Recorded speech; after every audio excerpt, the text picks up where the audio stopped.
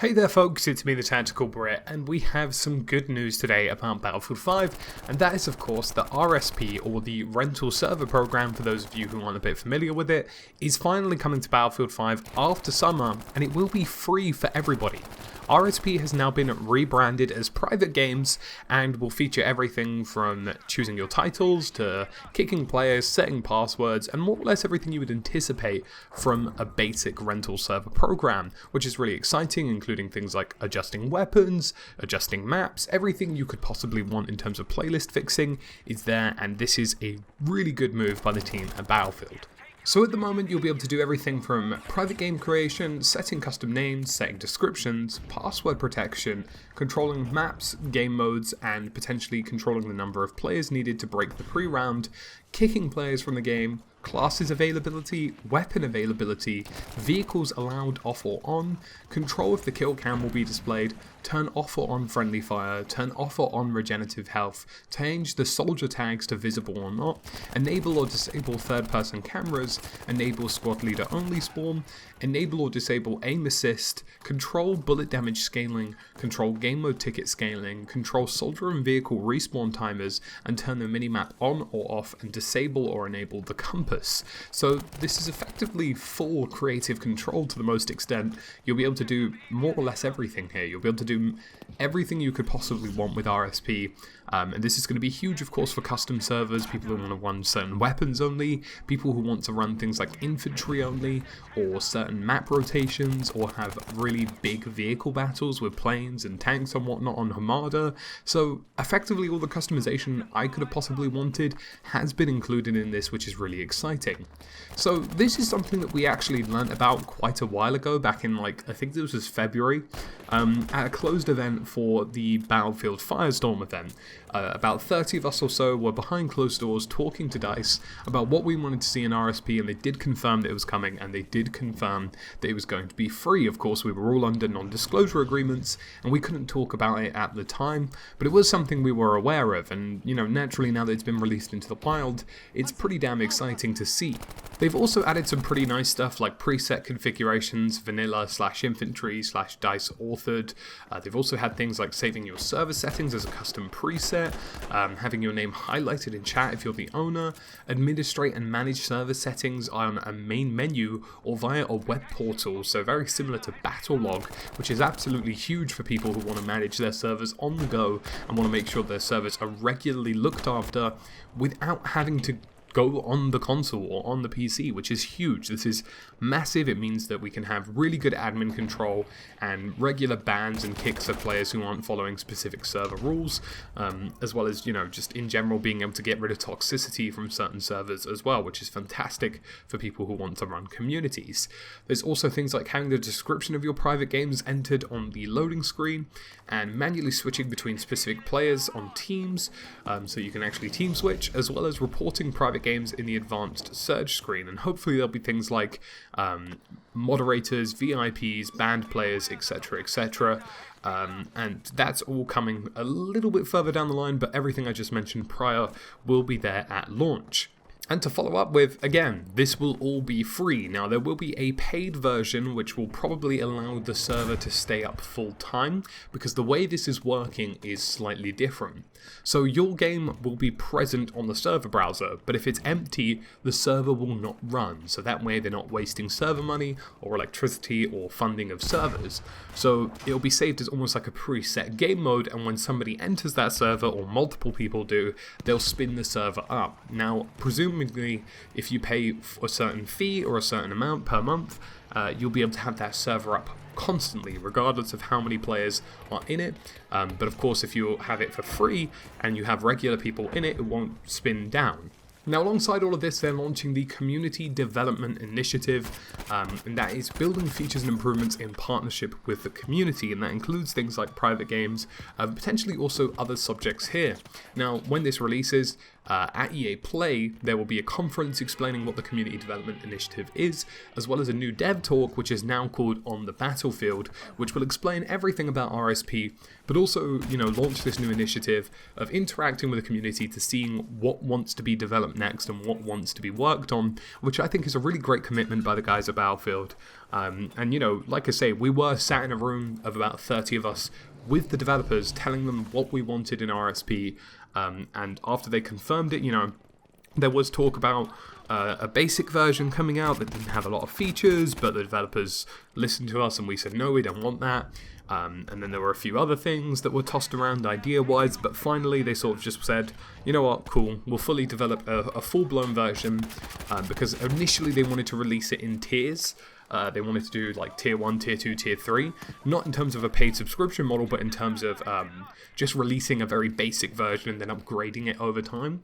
But it looks like they've just decided to scrap that altogether and release a very full feature set from the get-go, but also offer some more features down the line that aren't as necessary or vital as the ones I've mentioned, which is really good to see. I think this is an intelligent move. It's one where they've clearly been listening to the community, and this is one of those situations where you just have to tip your hat to EA and DICE. I know, of course, it's quite far down the life cycle of Battlefield 5. It's been about half a year, but the fact that there is RSP coming, and bearing in mind we're talking about a AAA shooter, when most AAA shooters as it presently stand do not feature things like RSP.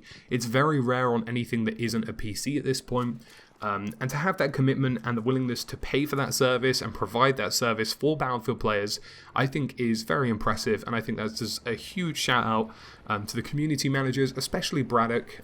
He worked tirelessly to get this done. He was a huge voice, both before RSP was confirmed, before the event where we got told about RSP. He was doing everything he possibly could to make sure that this was something that happens. And sometimes, I know we've had our differences with Battlefield 5 in general as a community.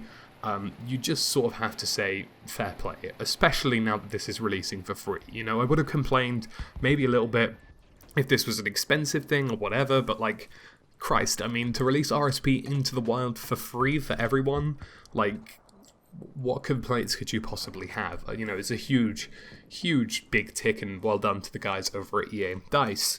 Now, I do only have one concern, and I know this is, I just had that entire conversation about not having any complaints, but I do have one concern, and that is, of course, the 5v5 mode. That is actually releasing, I believe, soon, very soon, before RSP is available. We're not entirely sure just yet, but it does appear that this is going to release before RSP is live, so I can only presume that they're providing private service for it for competitive matches, but that's something that definitely needs to be looked at. If they are going to launch this 5v5 mode, it is going to need private games almost immediately if it's going to get off the ground in any shape or form, and I hope that that's something that people, definitely chime into. Now, my final other concern, which is something that, really needs to be talked about, is the fact that we have seen servers axed in certain regions.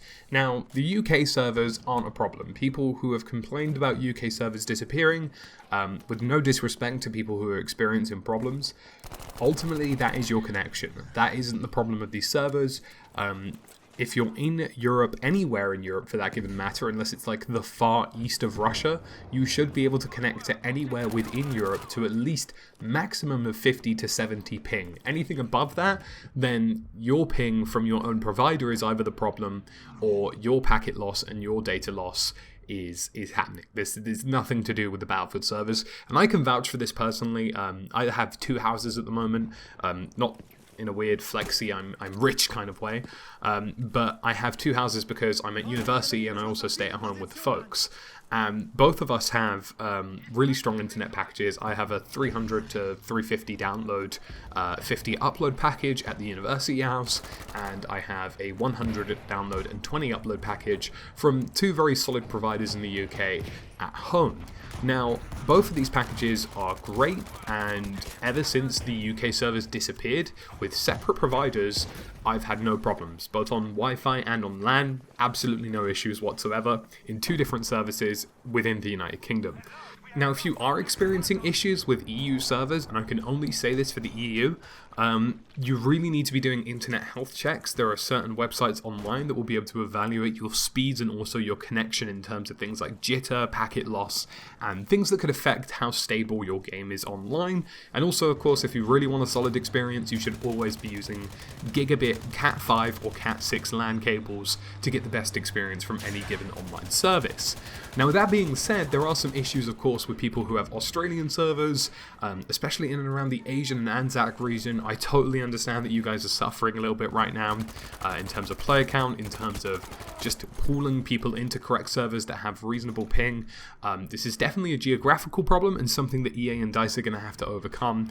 And honestly, just be as communicative as possible. We had lots of guys from not really sure where, but I'm pretty sure there were a couple of people from Japan at the event, and people in the Anzac area like Australia, and they were very vocal about these servers at the event we were at in February, and I'm sure they'll be able to champion your voice alongside yourselves individually to make sure that the right changes happen in this given region.